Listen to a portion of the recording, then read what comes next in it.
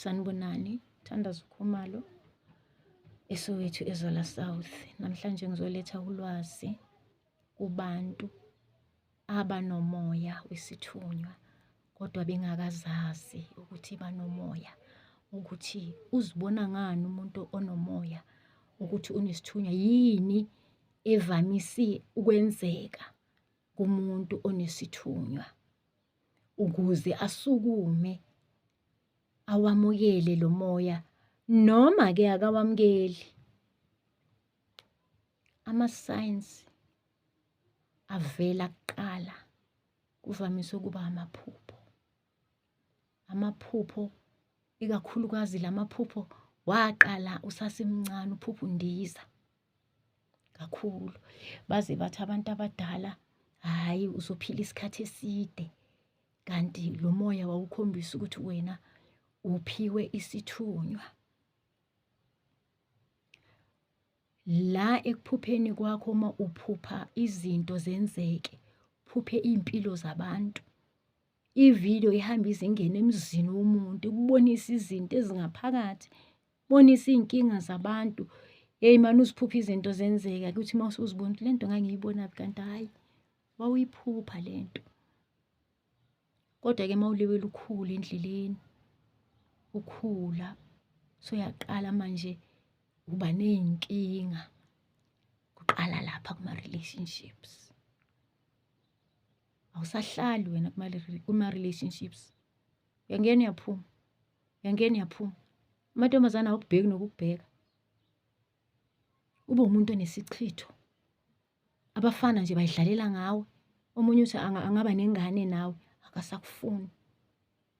Thola ukuthi uzuney'ngane eziyi-2, different mothers noma different fathers, zize zibe yi-5, komunye zize zibe yi-5, kube ngathithi uwumuntu ongaziphethe kahle, kanti uyakujikela umuntu, uthi uzwana naye akujikele.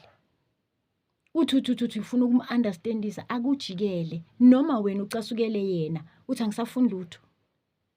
Kuyahanjwa njalo, kiwa phambili, aqhubeke impilo. Nangu nasemndenini khona lo anti ungakufuni, akufuni lo anti.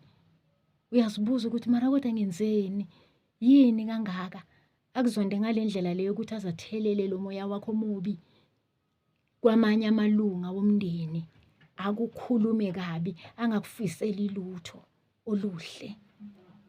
Uze umbone ukuthi hhayi lo sitha sami, ungqoshishiliziwe sitha sami ke lo, ngiyamazi. Utholisakala ukuthi nalama-member we-family kukhona athengekayo, benzima impilo. Kube ngathi ushaywe ngalesi chitho lesi. And futhi ayikho-ke inyanga izosilapha. Uyohamba, hamba abathandazi, hamba iy'nyanga, ugeza, igezeki.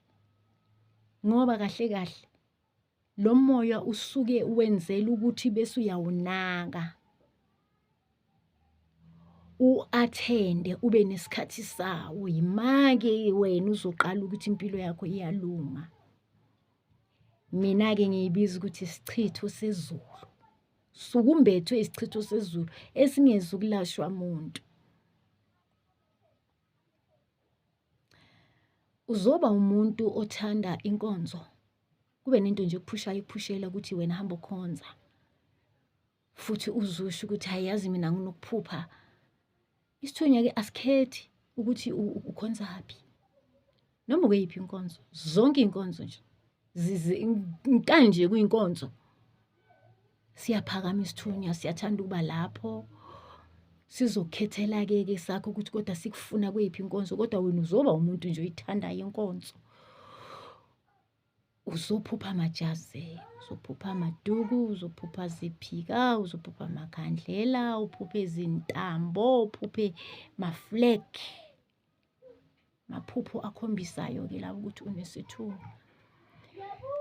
Uma kwenzeka kanjalo kuwe, ngiyaye ngithi kuhle umuntu makanomuntu azokwazi ukuthi amethembe, akhulume naye. Uthi uma uziphupha lezi zinto, ukumxoxela umuntu omthembile ukuthi yazi nokuhlushwa amaphupho, ngiphuphe into ezesonto, ngiphupha lokhu nalokhu nalokhu, bese ayakubonisa ukuthi indaba ila.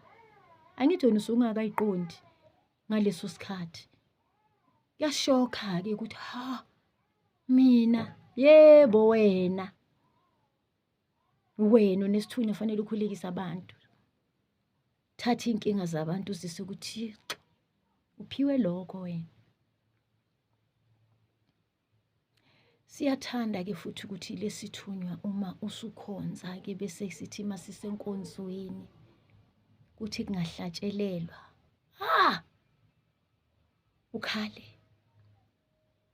Khale ngokuphuma kwey'nyembezi, kwehla iy'nyembezi uze udonse usizi ungazi ukuthi usizilwane. Kuthinteka lesithunywa esingaphakathi esiwumoya oyingcwele ongaphakathi kodinga ukuthi ugezwe. Kuthi kusabathe kushunyayelwe wena uthinteka kakhulu. Kwala ngisho uyifundela wena iBhayibheli. Uzobona uzamula ziyaphuma iy'nyembezi. Mawuthinta nje into ehamba nomoya kaThixo, khona into eyenzekayo kuwe emzimbeni. Uyazamula. Ngiyaxolisa, uyazamula. Uzamule uyilule. Uze ufise nokuthi ngathi ngaze kube khona umuntu okushaya emahlombe uzokwazi ukuthi ureliveke. Sisuke sidonsa masenza kanjalo, Qhubeka amajoyini futhi uthanda ukucula. Isithunywa sithanda umculo, sithanda umuntu othanda ukucula. Abantu nje banesithunywa bavamise ukuphiwa okuningi. Bekuthanda ukuhlabelela, ekwazi ukuthandaza, ahlabelele abheke, ekwazi ukuthandaza, ekwazi ukushumayela, ekwazi ukulapha. Baphiwe abantu. Uyoyimangalela wena ukuthi waye ngikwazi ukwenza zonke lezi zinto kanti ila mandla kamoya oyingcwele lawa ahleli kuwe ayakusebenzisa. La ekuzamuleni akuhambi kodwa. Ngifuna ukukuveza futhi lokho ukuthi beqonde abantu bebe nokuqonda ukuthi awuzamuli kuphela kodwa nokubhodla kukhona ebuthandazini ukubhodla. Akusibo bodwa abangoma ababhodlayo kodwa nabathandazi bayabhodla.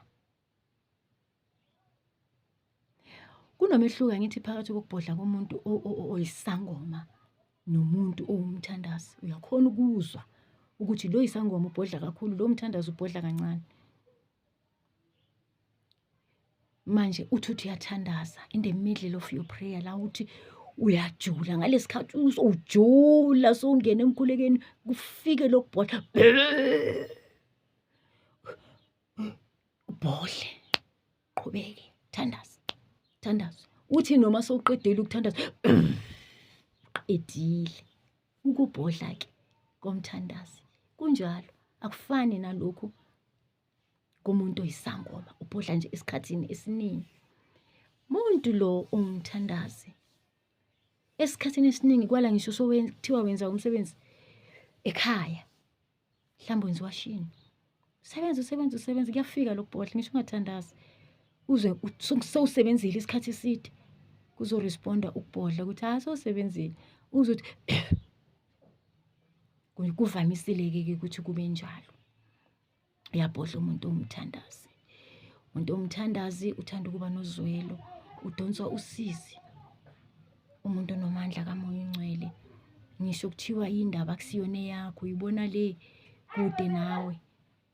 Umuntu nje kaNkulunkulu udaliwe ukuthi abe nonembeza, azwele, ehawukele, engafuni ukubona umuntu ezibuhlungu, kodwa lo onesithunywa uludonsa kakhulu lolu sizi luze lumgqilaze nasemzimbeni, ekhulule ukuthi bese khuleka ngakho lokho, bese kuba yima ekhululeka.